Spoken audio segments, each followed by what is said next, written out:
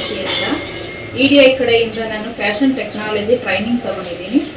Training ತಗೊಂಡು 4 months ಆಗಿದೆ. ನಾನೀಗ ಮನೆಯಲ್ಲೇ ಓನಾಗೆ ನಾನು ಹೊಲಿತಾ ಇದ್ದೆ. 4 ತಿಂಗಳಿಂದ ಮನೆಯಲ್ಲೇ ನಾನು ಟ್ರೈನಿಂಗ್ ತಗೊಂಡು ಮನೆಯಲ್ಲೇ ಓನಾಗಿ ಹೊಲಿತಾ ಇದ್ದೆ. ಕಸ್ಟಮರ್ ಕೂಡ ಅಲ್ಲಿ ಬರ್ತಾ ಇದ್ರು. ಕಸ್ಟಮರ್ ಜಾಸ್ತಿ ಆಗಿರೋ ಕಾರಣದಿಂದ ನಾನು ಶಾಪ್ ಇಟ್ಟಿದ್ದೀನಿ. ಶಾಪ್ ನೇಮ್ ಬಂದು Samruddhi ladies tailor and computer embroidery ಮಾಡ್ತಾ ಇದ್ದೀನಿ.